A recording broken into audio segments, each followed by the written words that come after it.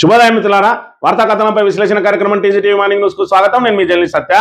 ముందుగా ఈ రోజు వివిధ పత్రికల్లో వచ్చిన ప్రధాన వార్తలను కనుక పరిశీలించినట్టయితే, ఏదైతే బొగ్గు కుంభకోణం ఏదైతే ఉన్నదో మరి ఇక్కడ మంత్రుల మధ్య మంట రాజేసి అసలు కాంగ్రెస్ నాయకులు ఎవరిని ఒకరికొకరు అంటకుండా మరి ఇక్కడ చేసిన ప్రయత్నంలో ఈరోజు మరి ఉప ముఖ్యమంత్రి అయినటువంటి బట్టి విక్రమార్క తీవ్ర మనస్తాపానికి గురైనట్టుగా మరి ఇక్కడ ఆయన అనుచరుల ద్వారా, ఆయన సన్నిహితుల ద్వారా ఆయన వాపోతున్నట్టుగా మరి ఇక్కడ పెద్ద ఎత్తున మరి ఆరోపణలు వినిపిస్తా ఉన్నాయి.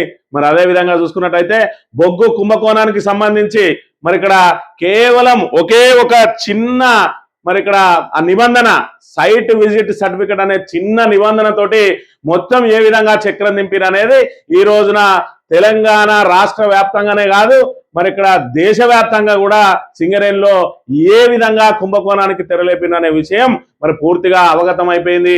ఎవరైతే టెండర్లు దాఖలు చేస్తారో ఓపెన్ టెండర్ల ద్వారా మరి ఇక్కడ ఆన్లైన్ ద్వారా టెండర్లు దాఖలు చేసే వాళ్ళు టెండర్ వేసిన తర్వాత కానీ ఎవరెవరు వేసిందో తెలియని పరిస్థితి నుండి ఇలా ఫీల్డ్ విజిట్ సర్టిఫికెట్ అని చెప్పి ఎవరెవరు టెండర్లు వేస్తున్నారో ముందే తెలుసుకొని తమ అనుయాయులకు మరి లేదంటే మరి ఎవరికి ఇవాళ సిండికేట్ చేసి మరి ఎక్సెస్ వాళ్ళకి ఇప్పించి కమిషన్లు తీసుకునే పద్ధతికి తెరలేపింది కాంగ్రెస్ ప్రభుత్వం అని చెప్పి హరీష్ రావు ఏదైతే మరి బొగ్గు కుంభకోణాన్ని బట్టబయలు చేసిరో నిన్నటి రోజున మరి ఇక్కడ రాష్ట్ర వ్యాప్తంగా ఇటు బీఆర్ఎస్ శ్రేణులు అదేవిధంగా టీబీజీకే శ్రేణులు అన్ని గనుల మీద జీఎం కార్యాలయాల వద్ద మరి ఇక్కడ ఏదైతే ముఖ్య కూడల వద్ద కూడా పెద్ద ఎత్తున మరి ఇక్కడ నిరసన కార్యక్రమాన్ని తెలియజేసి ఆ బొగ్గు కుంభకోణాన్ని అంతా కూడా ప్రజలకు మరి ఇక్కడ ఆ కూలంకషంగా వివరించే ప్రయత్నం చేసిన అంశాన్ని కూడా మనం ఇక్కడ చూడవచ్చు. ఇక దావోసు పెట్టుబడుల అంశం అయితే మరి ఇక్కడ ఏదైతే ఆ ముఖ్యమంత్రి నివాసానికి కూతవేటు దూరంలో రిజిస్టర్డ్ అయినటువంటి కంపెనీని కూడా దావోస్ కు వెళ్ళి అక్కడ ఒప్పందాలు చేసుకోవడం.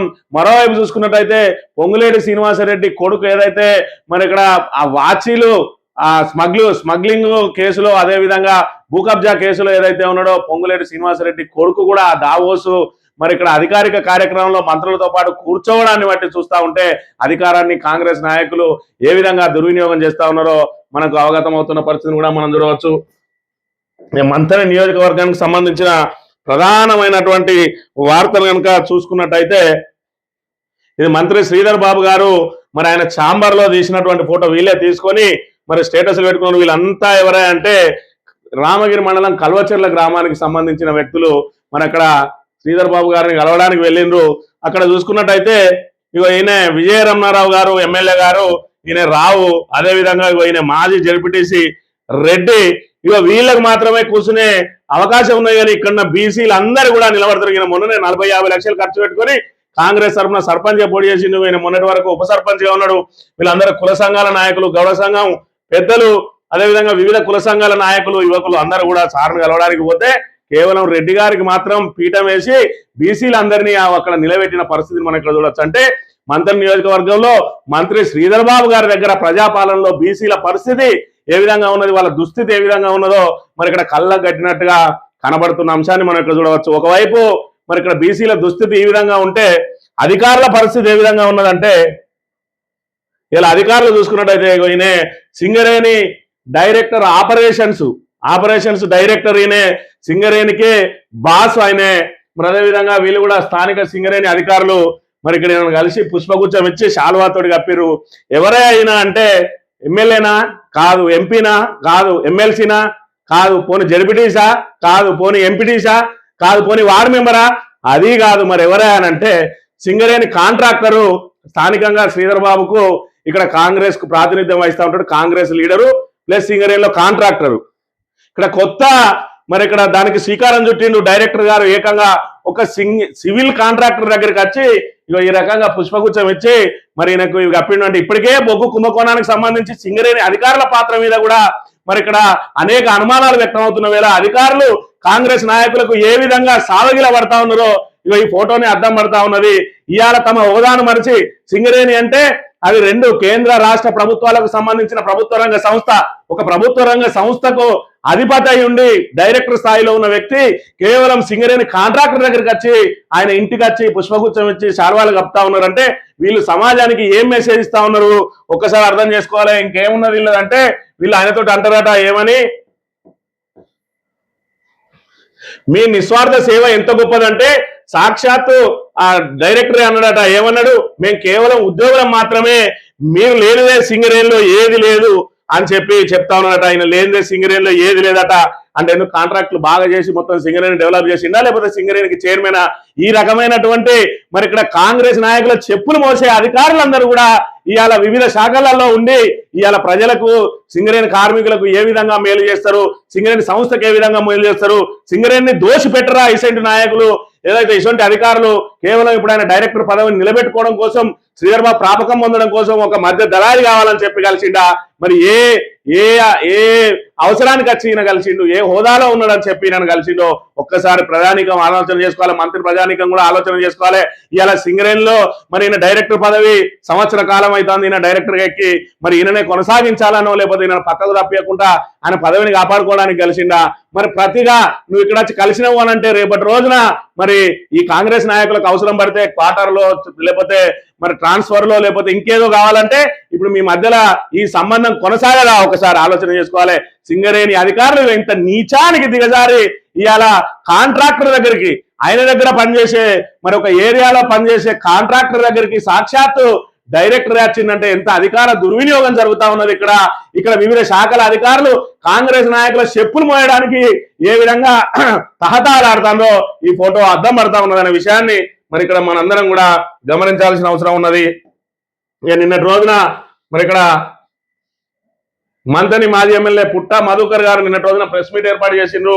మంతని చరిత్రను రూపుమాపే ప్రయత్నం చేస్తున్న ఐటీ శాఖ మంత్రి చరిత్రను కాపాడాలంటూ మేధావులకు లేఖలు రాస్తున్నా, నిలదీయకపోతే మంత్రి మూలాలు మట్టిలో కలిపేస్తారు, రూపురేఖలు మార్చి తండ్రి పేరు పెట్టాలని కుట్ర చేస్తుండ్రు, అన్యాయాలను అక్రమాలను నిలదీయకపోతే చరిత్ర క్షమించదు, తమ హయాంలో ఇబ్బందులు లేకుండా అభివృద్ధి చేశామంటున్న మంతని మాజీ ఎమ్మెల్యే పుట్ట మధుకర్ నిన్నటి రోజున మరి ఇక్కడ మంతని చరిత్రను రూపుమాపే ప్రయత్నాలు జరుగుతా ఉన్నాయి.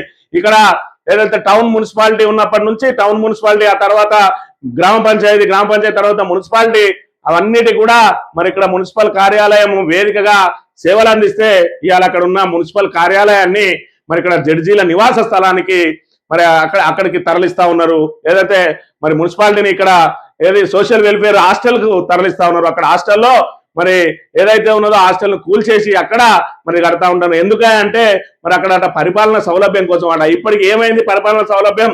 మరి అక్కడ ఎంతమంది వచ్చినా కూడా ఇంకా విస్తరించుకునే అవకాశం ఉన్నది, ఇంకా పైన ఫ్లోర్లు వేసే అవకాశం ఉన్నది. అయినప్పటికీ కూడా అక్కడికేమో ఫైర్ ఇంజన్ పెడతారట.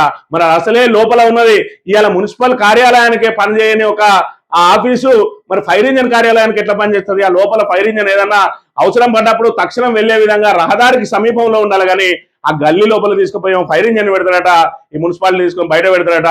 మరి మంచి బ్రహ్మాండంగా ఉన్నటువంటి హాస్పిటల్ దాన్ని మరింత ఏదైతే విస్తృతపరిచే అవకాశం ఉన్నప్పటికీ కూడా హాస్పిటల్ను తరలించి వేరే చోటుకు తోలుతాడు. అదేవిధంగా ఆర్ఎండ్బి గెస్ట్ హౌస్ లాంటి దాన్ని తీసుకుపోయి కూచురాజు పెళ్ళ పెడతాడు. అది రేపటి రోజున అసాంఘిక కార్యకలాపాలకు అడ్డగా మారదా?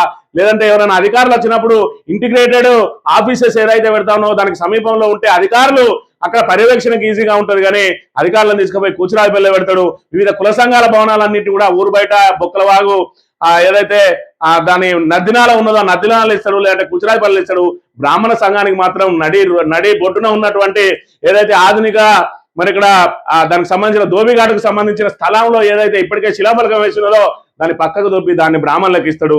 ఇక ఈ రకంగా అదే విధంగా తన కుటుంబం పేరును నిలబెట్టుకోవడం కోసం శ్రీపాద మార్గ్ పేరుతోటి ఇవాళ మంత్రికి బైపాసే అవసరం నేను కూడా బైపాస్ రోడ్ వేసి రైతులకు సంబంధించిన భూములన్నీ లాక్కునే ప్రయత్నం చేస్తా ఉన్నాడు.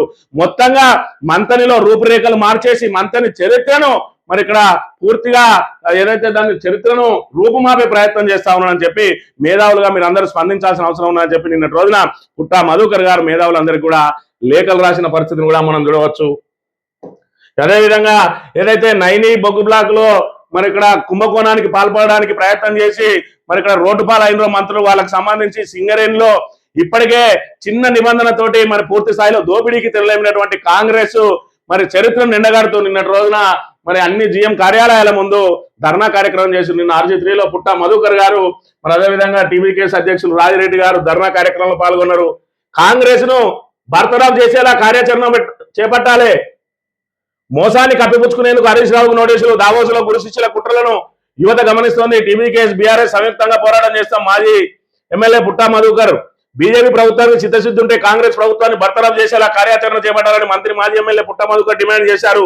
కాంగ్రెస్ ప్రభుత్వ పెద్దలు సింగరేణి టెండర్లో సైట్ విజిట్ నిబంధన పేరుతో కోట్లాది రూపాయల బొగ్గు కుంభకోణానికి పాల్పడి సింగరేణిని కొల్లగొడతా ఉన్నారు. వాస్తవంగా ఇప్పటి వరకు మరి ఏది చిన్న నిబంధన, ఈ నిబంధన గురించి విషయం తెలిసిన తర్వాత అందరూ ముక్కున వేలేసుకుంటా ఉన్నారు. ఇవాళ ఏదైతే మరి ఇక్కడ టెండర్లను తమ అనుయాయులకు కేటాయించడానికి లేదంటే రింగుగా ఏర్పాటు చేసి వీళ్ళే ఎక్సైజ్ కు టెండర్లు ఇప్పించి కమిషన్లు దండుకోవడానికి ఇలా సైట్ విజిట్ అనే నిబంధన పెట్టి ముందే ఎవరు టెండర్లు వేస్తున్నారో తెలుసుకొని వాళ్ళందరినీ పిలిపించి మాట్లాడి నయాన్నో భయాన్నో ఒప్పించి ఒక్కరికి టెండర్ వచ్చేలా చేసి అది తమ అనుయాయులకు అయితే అనుయాయులకు లేదంటే సీరియల్లో భాగంగా వాళ్ళకు టెండర్ ఇవ్వాల్సి వచ్చినా కూడా మనిషికి ఒకటి పంచుకొని అని చెప్పి పంచుకొని కమిషన్లు మాత్రం దండుకుంటా ఉన్నారు. ఇది పెద్ద మోసం కుట్ర. ఇలా సింగరేణిని అస్థిరపరిచే కుట్రలు జరుగుతా ఉన్నాయని చెప్పి మరి ఇక్కడ హరీష్ రావు గారు బట్టబయలు చేసిన ఈ బొగ్గు కుంభకోణం ద్వారా తేటతెల్లమైంది. వార్తా కథనాన్ని కనుక పరిశీలించినట్టయితే బట్టి తీవ్ర మనస్తాపం, రేవంత్ లీగులపై దళిత ఉప ముఖ్యమంత్రి ఆవేదన, కావాలని బదనాం చేస్తున్నారని ఆక్రోశం. దీనికోసమా మనం 10 ఏళ్ళు తనలాడింది, అసలు కాంగ్రెస్ నేతలను అనగదొక్కుతున్నారు. బట్టికి సీనియర్ మంత్రుల సంఘీభావం, ముఖ్యమంత్రి తీరుపై హైకమాండ్ కి ఫిర్యాదు.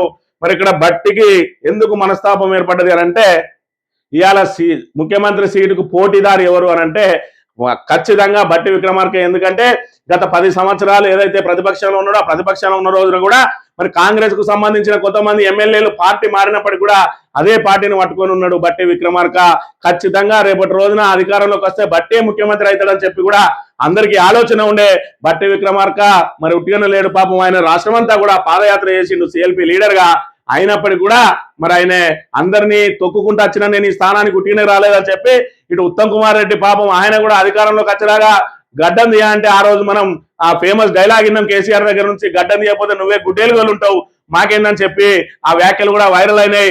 అట్లా మరి త్యాగాలు చేసినటువంటి వాళ్ళని తొక్కుకుంటా వచ్చి అడ్డదారిలో ముఖ్యమంత్రి అయినటువంటి రేవంత్ రెడ్డి ఇప్పుడు అసలు కాంగ్రెస్ నాయకుల మధ్యలో తగాదాలు సృష్టించి వాళ్ళను దోపిడీదారులుగా అవినీతి పరులుగా చిత్రీకరిస్తా ఉన్నాడు. అందులో భాగంగా ఇప్పటికే 20% కమిషన్ తీసుకుంటానని బట్టి విక్రమార్కను మరి బదనాం చేయడంతో పాటు ఏకంగా కాంట్రాక్టర్లని బట్టి విక్రమార్క ఛాంబర్ ముందు ధర్నా చేయించిన చరిత్ర రేవంత్ రెడ్డిది. ఆ తర్వాత తనకు సంబంధించిన అనుంగు పత్రికల ద్వారా ఏదైతే 9 బ్లాక్ ను అమ్ముకోబోతా ఉన్నారని చెప్పి పెద్ద ఎత్తున ప్రాపగండ సృష్టించి ఇలా బట్టిని బదనాం చేసి ఆయన సీటు వైపు కాదు కదా ఆయన ఉప ముఖ్యమంత్రి పదవే ఉంటుందా ఊడుతుందా అనే విధంగా మరి ఆయన ఆరోపణలు చేయించి వార్తా కథనాలు రాయించిన పరిస్థితితోటి ఆయన మనస్తాపం చెందిండట.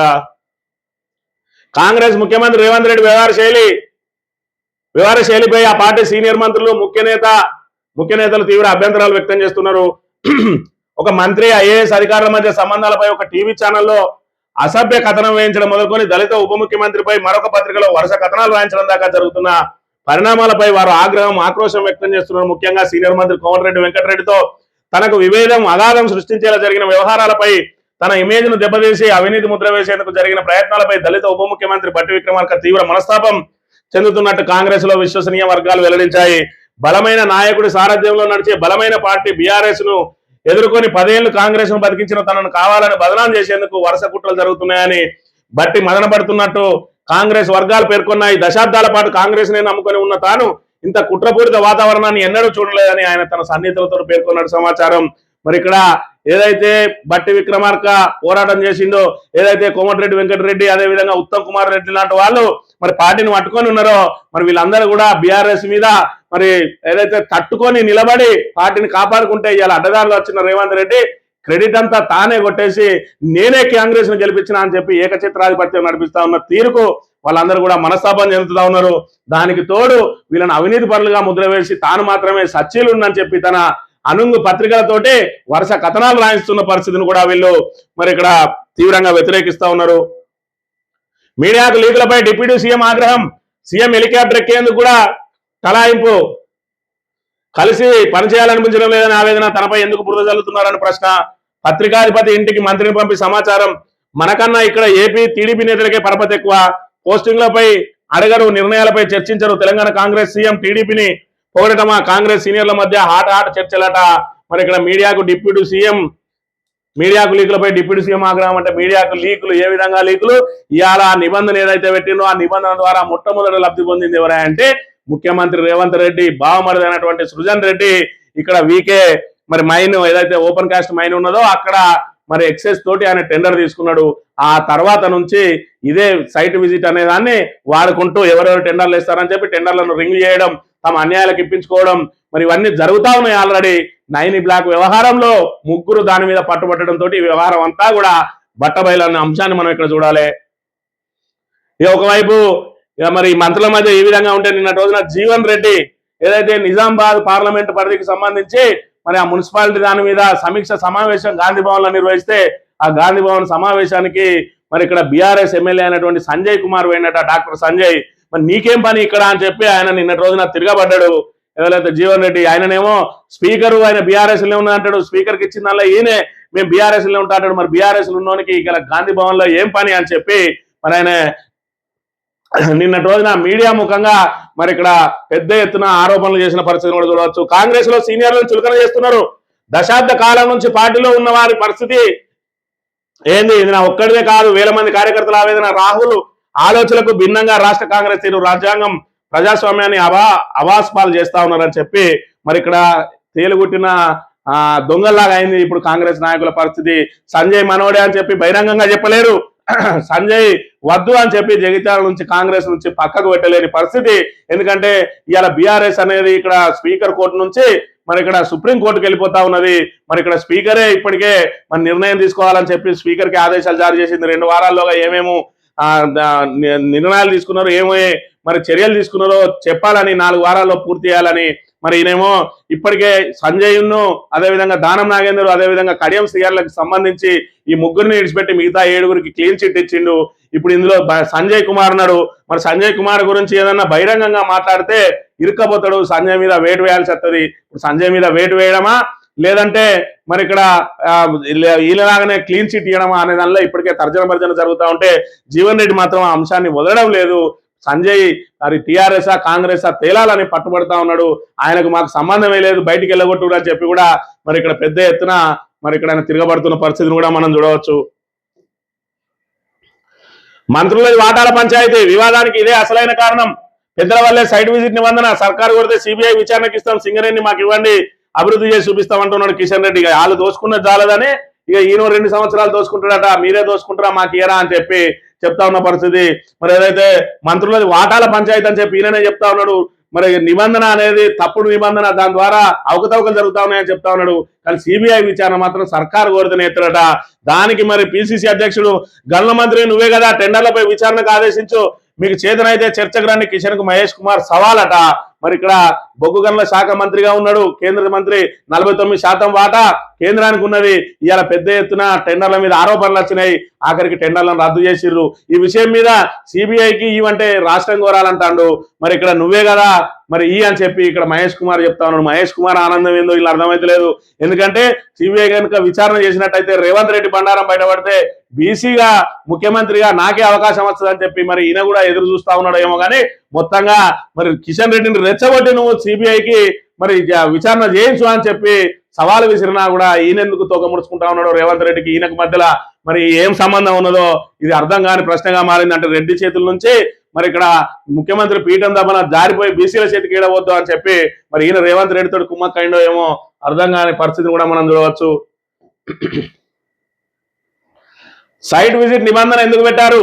సింగరేణి టెండర్ల కోసం ప్రత్యేక కమిటీ వేస్తాం, 1000 కోట్ల బకాయిలు ఉంటాయి, సంస్థ ఎలా నడుస్తుంది? నిలదీసిన కేంద్ర ప్రభుత్వ నామినేటెడ్ డైరెక్టర్లు హాట్ గా సింగరేణి బోర్డు సమావేశం అట. నిన్నటి రోజున అత్యవసర సమావేశం ఏర్పాటు చేసిరు. ఈ టెండర్లు ఏంది, సైట్ విజిట్ నిబంధన ఏంది, ఇలా అసలు ఎక్సైజ్లకు ఎందుకు పోతాయి, ఈ టెండర్ల పరిస్థితి ఏందని చెప్పి నిన్నటి రోజున కేంద్రం సంబంధించి కూడా 2 డైరెక్టర్లు ఉంటారు, మరి నామినేటెడ్ డైరెక్టర్లు, వాళ్ళు నిన్నటి రోజున నిలదీసిరట. ఇది ఇలాగే జరిగితే దీని మీద ఒక సెపరేట్ కమిటీ వేస్తామని చెప్పి కూడా చెప్పిన పరిస్థితిని బట్టి మనం ఇక్కడ ఏ విధంగా ఉన్నది హరీష్ రావు బయట పెట్టిన కుంభకోణానికి సంబంధించిన మరి ఇక్కడ ఆ ప్రభావం అనేది మనం చూడవచ్చు. ఇక మచ్చలేని బట్టిపై పిచ్చి రాతల, ఆంధ్రజ్యోతి రాతలు పశ్చాబద్దాలు, ఆంధ్రజ్యోతి ఏబిఎన్ కథనాలు, పత్రికా వ్యవస్థ దుర్వినియోగానికి పరాకాష్ట. ఏబిఎన్ రాధాకృష్ణపై ఎస్సీ ఎస్టీ అట్రాసిటీ కేసు నమోదు చేసి వెంటనే అరెస్ట్ చేయాలి, లేకుంటే రాష్ట్ర వ్యాప్తంగా ఆందోళన చేస్తామంటున్న సింగరేణి ఎస్సీ ఎస్టీ ఉద్యోగ సంఘాలు. మరి ఇక్కడ మచ్చలేని బట్టిపై పిచ్చిరాతలా అని చెప్పి ఆంధ్రజ్యోతి. ఇలా ఆంధ్రజ్యోతి పరిస్థితి ఏ విధంగా ఉన్నదని అంటే కాంగ్రెస్ మొత్తం ఆంధ్రజ్యోతికి భద్రశత్రువే, కానీ ఒక రేవంత్ రెడ్డి మాత్రమే మిత్రుడు. అక్కడ చూసుకున్నట్టయితే మరి ఇక్కడ చంద్రబాబుకు అనుంగు పత్రిక ఆంధ్రజ్యోతి, చంద్రబాబుకు శిష్యుడు రేవంత్ రెడ్డి. కాబట్టి రేవంత్ రెడ్డిని కాపాడుకోవాలి, కాంగ్రెస్ ను ఖతం చేయాలి. ఇది ఆంధ్రజ్యోతికి సంబంధించి మరి ఇక్కడ దాంతో పాటు బీఆర్ఎస్ అనేది ప్రథమ శత్రువు కాబట్టి అసలు బీఆర్ఎస్ ను మరి కథం చేయాలంటే మళ్ళీ కాంగ్రెస్ ను లేపాలి. ఇప్పుడు డోలాయమాన పరిస్థితిలో ఉన్నది ఆంధ్రజ్యోతి. ఏది ఏమైనా రేవంత్ రెడ్డికి మాత్రం రక్షణ కవచంగా మరి ఇక్కడ ఏదైతే ఆయనకు మరి అనే బూట్లు నాకే పత్రికగా పేరు తెచ్చుకుంటా ఉన్నది ఆంధ్రజ్యోతి అనే విషయాన్ని అయితే మనం ఇక్కడ గమనించాలి. దాగుడు మూతల దందాకోర్ ఓసోస్ దావోస్ అసలు విషయం చూస్తాట.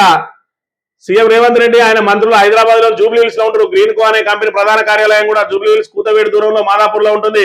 గ్రీన్ కో కంపెనీతో ప్రభుత్వ పెద్దలు ఏదైనా విధానపరమైన ఒప్పందం చేసుకోవాలంటే హైదరాబాద్ లోనే చేసుకోవచ్చు. అయితే హైదరాబాద్ కు 7,300 కిలోమీటర్ల దూరంలో దావోస్ లోని ఒక గదిలో కూర్చొని మరి డీల్ చర్చల్లో పాల్గొన్నారు. ఈ భేటీలో ఐటీ శాఖ మంత్రి శ్రీధర్ బాబు, రెవెన్యూ శాఖ మంత్రి పొంగులేటి శ్రీనివాసరెడ్డి, ఆయన తనయుడు హర్షతో పాటు ఆంధ్రాకు చెందిన బీజేపీ ఎంపీ సీఎం రమేష్ కూడా పాల్గొన్నారట. మరి ఇక్కడ బీజేపీ పాలిత మహారాష్ట్ర ముఖ్యమంత్రి దేవేంద్ర ఫడ్నవీస్ కూడా దావోస్ లో పర్యటించారు. లోదా డెవలపర్స్ కంపెనీలో ముంబైలో 1,30,000 కోట్ల పెట్టుబడి పెట్టడానికి ముందుకొచ్చిందని ఈ మేరకు ఎంఓఏ కుదుర్చుకున్నారట. ఇంతకీ ఆ లోదా డెవలపర్స్ కంపెనీ ఎవరిదే అంటే ఫడ్నవీస్ క్యాబినెట్ లో మరి మంత్రి అయినటువంటి ఆయనదే. మరి దీనికి దావోస్ లో పోయి కూర్చొని ఎందుకు, ఆ ముంబైలోనే కూర్చోవచ్చు. ఈయనే దావోస్ కోవడం ఎందుకు, హైదరాబాద్ లో కూర్చొని రాసుకోవచ్చు. అదేవిధంగా ఆంధ్రప్రదేశ్ కి సంబంధించిన ముఖ్యమంత్రి ఆయన దావోస్ పోయి ఆయన విజయవాడకు సంబంధించిన వాళ్ళ కంపెనీలతోటి మరి ఒప్పందాలు చేసుకుంటాడు. లేదంటే మరి ఇక్కడ ఏదైతే ఛాయ్ వాలాలు లేకపోతే టిఫిన్ సెంటర్లతో కూడా ఆయన ఎంఓఎల్ చేసుకున్న పరిస్థితులు చూసిన గతంలో.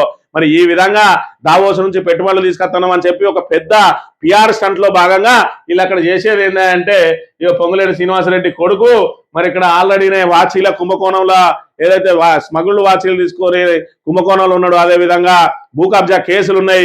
మరి ఇక్కడ అధికారిక కార్యక్రమంలో ఆయన తీసుకొచ్చి కూర్చుండబెట్టి ఏం చర్చలు జరుపుతా ఉన్నారు, ఎందుకు ఈ డ్రామాలు అని అంటే ఇలా ప్రజలను మభ్యపెట్టి మేము పెద్ద ఎత్తున పెట్టుబడులు తీసుకొని వస్తాను, నిరుద్యోగులకు ఉద్యోగాలు కల్పిస్తామని చెప్పి కేవలం కాగితాల మీద ఒప్పందాలు చేసుకొని ఇలా పిఆర్ స్టంట్లతోటి మరి ఇక్కడ జనాన్ని మభ్యపెట్టే కార్యక్రమం తప్ప వీళ్ళు చేసే మరి అక్కడ దావోస్ నుంచి పీకి కట్టలు కట్టుకొచ్చేది ఏం లేదు అని చెప్పి మరి దీని ద్వారా తేటతెల్లమైతుంది. ఒకవైపు బీజేపీ అదే కథలో ఉన్నది, ఒకవైపు కాంగ్రెస్ కూడా అదే కథలో ఉన్నది.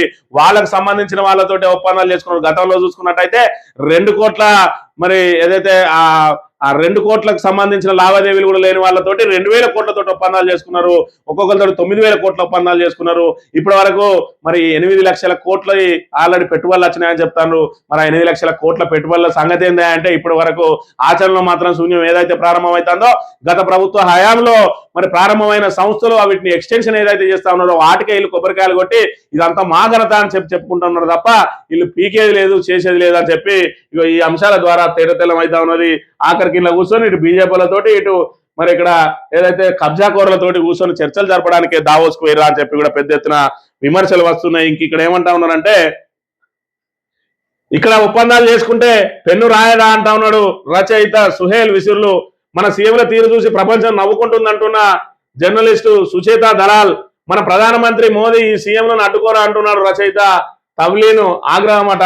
మరి ఇక్కడ ఈ రకంగా హైదరాబాద్ వాళ్ళని తీసుకుపోయి దావోస్ లో మరి ఇక్కడ ముంబై వాళ్ళని తీసుకుపోయి మన మహారాష్ట్ర ముఖ్యమంత్రి దావోస్ లో ఒప్పందాలు ఎందుకు అంటే ప్రజల సొమ్ముతోటి మరి ఇక్కడ ఏదైతే పన్నులతోటి కట్టిన సొమ్మును ఎంజాయ్ చేయడానికి దావోస్కు వెళ్తా ఉన్నారా, ఆ ఒప్పందం ఏదో ఇక్కడ చేసుకుంటే మేము రాయమా, రచయితలు రాయరా, లేకపోతే విలేకరులు రాయరా, పేపర్లు రాయరా, దావోసులు ఉంటేనే రాత్రా అని చెప్పి కూడా వ్యంగ్యంగా కామెంట్లు చేస్తున్న పరిస్థితులు కూడా మనం ఇక్కడ గమనించాలి. ఇక సింగరేణిలో కాంగ్రెస్ భారీ దోపిడీ, తేలుకుట్టిన దొంగల మంత్రులు ఒక్కో మంత్రి ఒక్కో దేశం పరారు. రేవంత్ అసలు దోషి సిట్టింగ్ జడ్జితో విచారణ జరిపించాల్సిందే అంటున్న కేటీఆర్.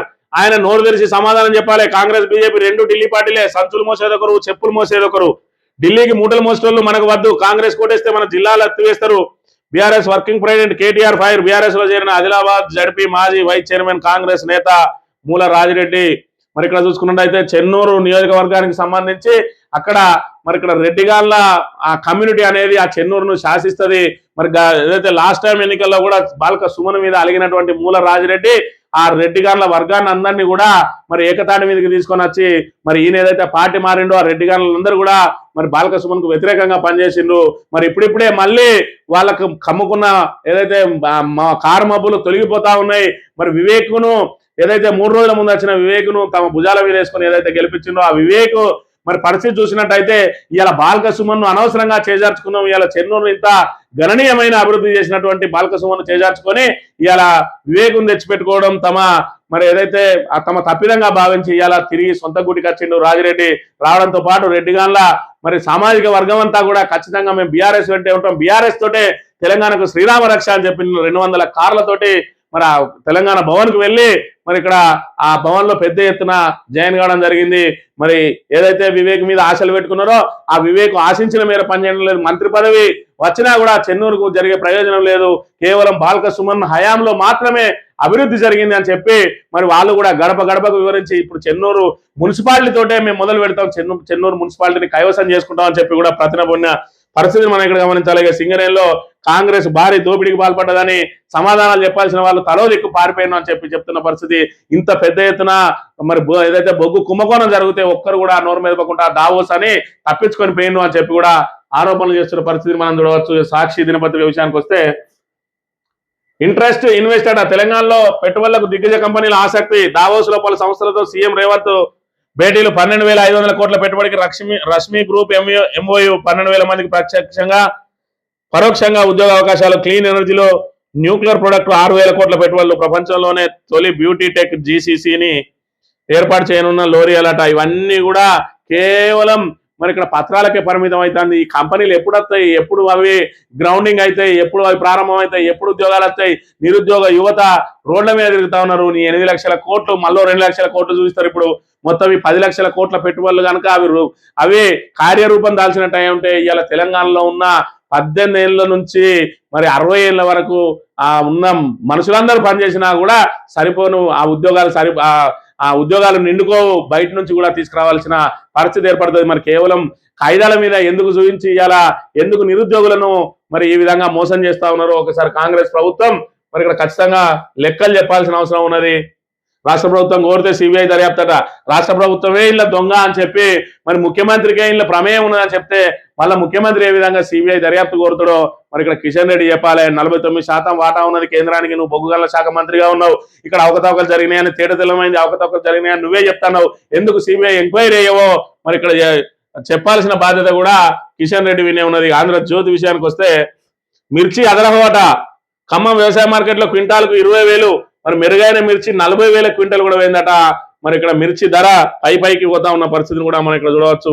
2 లక్షల కోట్ల పెట్టుబడులు, 5 లక్షల ఉద్యోగాల కల్పన, 1000 కోట్లతో లైఫ్ సైన్సెస్ ఇన్నోవేషన్ ఫండ్, పెట్టుబడులు పెట్టే కంపెనీలకు భూముల రిజిస్ట్రేషన్, స్టాంప్ డ్యూటీ 100% రాయితీ, పెట్టుబడులపై 25% అంతకు మించి రాయితీ, పెట్టుబడి వచ్చేదాకా రాష్ట్ర జీఎస్టీ కూడా తిరిగి చెల్లిస్తున్నట. Telangana next gen life sciences policy Davos వేదికగా ఆవిష్కరించిన సీఎం రేవంత్.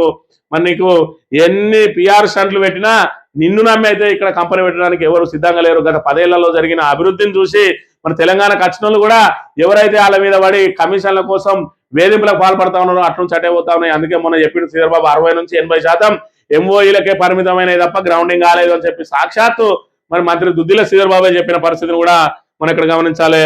ఇక తెలంగాణలో స్టీల్ ప్లాంట్ కూడా పెడతారట. రష్మి గ్రూప్ ఎంఓయూ కుదుర్చుకున్నది, స్టీల్ ప్లాంట్ రాబోతా ఉన్నదని చెప్తున్న పరిస్థితి.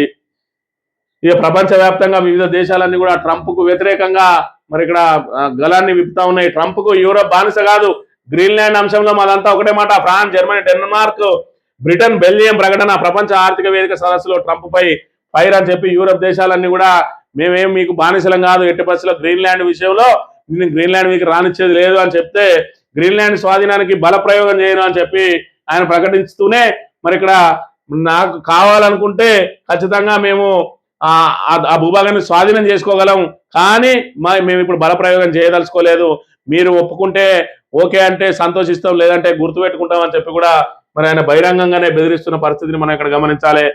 47 మంది మున్సిపల్ కమిషనర్ల బదిలీ అట. రాష్ట్రంలో 47 మంది మున్సిపల్ కమిషనర్లను బదిలీ చేస్తూ పురపాలక శాఖ కార్యదర్శి టీకే శ్రీదేవి బుధవారం ఉత్తర్వులు జారీ చేసిండు. ఫోన్ ట్యాపింగ్ విచారణ పేర గుంపు మేస్త్రి గుంటనక్క డ్రామా. అసలు గుంటనక్క ఎవరా అంటే ఈమెనే. ఇవాళ కేవలం తనకు సంబంధించి ఎవరైనా పోరాటాలు చేస్తారంటే ప్రజా సమస్యల మీద పోరాటం చేయాలి, పాలక పక్షం మీద పోరాటం చేయాలి. ఈమె హరీష్ రావును విమర్శించడమే ధ్యేయంగా బయటకు వచ్చింది. హరీష్ రావు లేకపోతే ఆ స్థానం నాకే వస్తుందని చెప్పి మరి గుంటనక్కలాగా అక్కడ చూసి కేసీఆర్ ఆ అవకాశం ఇవ్వకపోవడంతో మరి ఇక్కడ ఏదైతే ఆ వేషాలు వేసుకుంటూ వచ్చిందో మెడబట్టి బయటకు గెంటితే ఇక ఊళ్ళు తిరుక్కుంటా డ్రామాలు ఆడుకుంటా నడుస్తా ఉన్నది. సైట్ విజిట్ పై నిబంధన సరికాదట. దేశంలో అనేక చోట్ల ఇది సెల్ఫ్ డిక్లరేషనే. ప్రభుత్వ పెద్దల ఆదేశాలతో నైని కోల్ బ్లాక్ టెండర్ లో సర్టిఫికేషన్ ను సింగరేణి చేర్చింది. మరి నువ్వేం చేస్తాను? కేంద్ర బొగ్గు గని శాఖ మంత్రిగా ఉండి ఈ సైట్ విజిట్ అనే సర్టిఫికెట్ నిబంధన పెట్టినప్పటి నుంచి టెండర్లలో ఎన్ని అవకతవకలు జరిగినాయి, మరి దాని మీద విచారణ చేయాల్సిన బాధ్యత లేదా? సిబిఐ విచారణ చేసినట్టయితే దాని ఆధారాలన్నీ ఇస్తామని కూడా మరి హరీష్ రావు గారు ప్రకటించిండ్రు. అయినప్పటికీ కూడా సిబిఐ దర్యాప్తుకు ముందుకు పోతలేదు బీజేపీ అని అంటే వీళ్ళిద్దరు దొంగలు కలిసి ఊళ్ళు పంచుకుంటున్న సందంగా మారిందనే విషయాన్ని కూడా మనం గమనించాలి. ఇక వ్యవసాయం పంపు సెట్లు సోలార్వే ఉండాలి. ఉచిత విద్యుత్ కింద వ్యవసాయ కనెక్షన్లను సౌరశక్తి ఆధారంగా మార్చాలి. ఫీడర్లు కూడా సోలార్వే. బ్యాటరీ స్టోరేజ్ విధానం అమలు చేయాలి. ఉచిత విద్యుత్ రద్దు లేదా ఖాతాలో ముందే సబ్సిడీ జమ. విద్యుత్ కొనుగోలు అదనపు వ్యయం ఏ నెల కానేలే వసూలు. జాతీయ విద్యుత్ విధానం ముసాయిదా విడుదలనట. ఇక తాగినీడు కట్టే తాళ్ల పన్ను అన్నట్టు ఇక్కడ విద్యుత్తుకు సంబంధించి ఏ నెల ఆనలే ఎంత అయితేనే చూసి అప్పటిదప్పుడే వినియోగదారుని మీద వేయాలన్నట. మరోవైపు చూసుకున్నట్టయితే ఉచిత విద్యుత్తుని ఎత్తివేయడానికి కొత్తగా సోలార్ అని చెప్పి ఒకటి కొత్తగా తీసుకొని వచ్చి ఇలా సోలార్లు పెట్టుకోరు అని చెప్పి మెల్లమెల్ల వాళ్ళకి అలవాటు చేసి ఉచిత విద్యుత్తును రద్దు చేసే కుట్ర చేయబోతా ఉన్నాయి కేంద్ర రాష్ట్ర ప్రభుత్వాలు. గతంలో చూసుకున్నట్టయితే మోటార్లకు మీటర్లు పెడతా అంటే ససేమిరా అని చెప్పి 10 సంవత్సరాల పాటు కూడా కేసీఆర్ మోటార్లకు మీటర్లు పెట్టడానికి ఒప్పుకోలేదు. ఇవాళ చూసుకున్నట్టయితే ఉచిత విద్యుత్ పథకాన్ని ఎత్తేయడానికి కాంగ్రెస్ ఎత్తులు వేస్తుంది. దానిలో భాగంగా సోలార్ అని మెల్లమెల్ల తీసుకొని వస్తుంది. ఇలా సోలార్ను భరించే శక్తి అందరు రైతులకు ఉంటుందా? పెద్ద రైతులు అయితే కానీ చిన్న సన్నకారు రైతులు ఆ బ్యాటరీలు కొనుగోలు చేయాలంటే ఇంత ఇబ్బంది ఉంటుందో ఒకసారి ఆలోచన చేయాలి. మీరు మొదటిసారి సబ్సిడీ ఇచ్చినా కూడా బ్యాటరీ మార్చుకోవాల్సి వచ్చినప్పుడు వాళ్ళు మరి వేల రూపాయలు పెట్టి బ్యాటరీలను చేంజ్ చేసుకోవాల్సిన పరిస్థితి ఉంటుంది. ఇవాళ కటకేస్తే పంపొచ్చే పరిస్థితిని కేసీఆర్ తీసుకొని వస్తే ఇవాళ బ్యాటరీలు కొనుక్కొని పలకలు పెట్టుకోవాల్సిన దుస్థితిని ఇవాళ కాంగ్రెస్ మళ్ళీ తీసుకురాబోతా ఉన్నది. కాంగ్రెస్ బీజేపీ తోటి కుమ్మక్కయ్య అనే విషయాన్ని మనం ఇక్కడ గమనించాలి. ఈనాడు దినపత్రిక విషయానికి వస్తే 23,000 కోట్లట. మరి నిన్నటి రోజున లేదంటే మొత్తానికి ఈ 2 రోజులలో 23,000 కోట్ల పెట్టుబడులు వచ్చినాయి. మొత్తంగా దీన్ని ఏం చేస్తారు? ఓ 2 లక్షల కోట్లకు తీసుకొని వస్తారు. ఇప్పటికి 8 లక్షల కోట్లు ఉన్నాయి. ఇవి ఒక 2 లక్షల కోట్లు 10 లక్షల కోట్లు అంటారు. 10 లక్షల కోట్లు మరి గ్రౌండింగ్ అయిందా అంటే అవి నీకు పేపర్ల మీద చూపించడానికి పిఆర్ స్టంట్లకు మాత్రమే పనిచేస్తా ఉన్నది. ఎవరెవరినో తీసుకొని వస్తారు, వాళ్ళకి ఏమున్నదో కూడా తెలియదు. మరి 12,000 కోట్లని సంతకం పెడతాడు, 10,000 కోట్లని ఒకటి సంతకం పెడతాడు. మొన్న స్వచ్ఛ బయోది చూసినాం. ఆ 2,000 కోట్లు 1,500 కోట్లు అని చెప్పి వాళ్ళతోటి ఒప్పందం చేసుకున్నాం. హైదరాబాద్ లో వారం కింద పుట్టిన సంస్థతోటి దావోస్లో పోయి ఒప్పందాలు చేసుకుంటారు. ఇప్పుడు కూడా మళ్ళీ ఆ దావోసులనే మరి అక్కడ ఒప్పందాలు చేసుకున్న పరిస్థితి హైదరాబాద్కు సంబంధించిన సంస్థలతోటి. ఈ విధంగా కేవలం ప్రజలను తప్పుదో పట్టేయడానికి మేము పెద్ద ఎత్తున మరి పెట్టుబడులు తీసుకొస్తున్నాం అని చెప్పడానికి మా ప్రభుత్వం ఆ పనితీరు చూడండి, మాది ఎంత మెరుగైన పనితీరు అని చెప్పి మరి ఇక్కడ పిఆర్ స్టంట్లు చేయడానికి తప్ప దావోస్ నుంచి వీళ్ళు వటకచ్చేటి అన్ని కూడా మరి కార్యరూపం దాల్చడం లేదు. అందులో 10% కూడా కార్యరూపం దాల్చడం లేదు. ఎందుకంటే 10% అయినా కూడా ఇప్పుడు 80,000 కోట్లు మరి ఆల్రెడీ వచ్చి ఉండాలి. ఇవాళ అమెజాన్ లాంటి సంస్థ 60,000 కోట్ల పెట్టుబడి పెడతాడు, అది మా ఘనత అంటా ఉన్నాడు. అమెజాన్ సంస్థ ఎప్పుడు హైదరాబాద్ లో అడుగుపెట్టింది. బీఆర్ఎస్ ప్రభుత్వం వచ్చిన తర్వాత మన ఏదైతే కేటీఆర్ గారు ఐటీ పరిశ్రమల శాఖ మంత్రిగా ఆయన ప్రవేశపెట్టినటువంటి కార్యక్రమాలను చూసి ఆకర్షితులై ఇక్కడికి వచ్చి పెట్టిన దాన్ని ఎక్స్టెన్షన్ చేస్తే అది మా ఘనత అని చెప్పుకుంటా ఉన్నారు.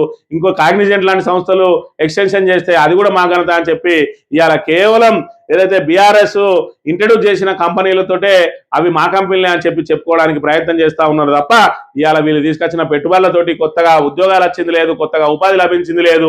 పోనీ వీళ్ళు ఇస్తా అన్న ఉద్యోగాలు నిరుద్యోగులకు సంబంధించి ఆ నిరుద్యోగులకు ఏదైతే 2 లక్షలు ఉద్యోగాలు ఇస్తా అన్నారు, ఆఖరికి వస్తే అందరికి ప్రభుత్వ ఉద్యోగాలు ఇవ్వలేమని చెప్పి శ్రీధర్ బాబు మరి అసెంబ్లీలో చేతులెత్తిన పరిస్థితిని కూడా చూస్తా ఉన్నాం. ఈ రకంగా ఇప్పటికే 6 గ్యారంటీల పేరుతోటి 420 హామీలను ఇచ్చి మోసపు హామీలను ఇచ్చి వీళ్ళన్నింటినీ కూడా తుంగలోకి దక్కి మళ్ళీ మున్సిపల్ ఎలక్షన్లు అంటూ కొత్త రాగం పాడుతా ఉన్నారు. దానిలో భాగంగా ఏదైతే గ్రామ పంచాయతీ ఎన్నికలప్పుడు గ్రామాలలో చీరలు పంపిణీ చేసిరు, ఇలా మున్సిపల్ ఎన్నికలు అని చెప్పి పట్టణాల్లో మళ్ళీ చీరలు పంపిణీ చేస్తా ఉన్నారు.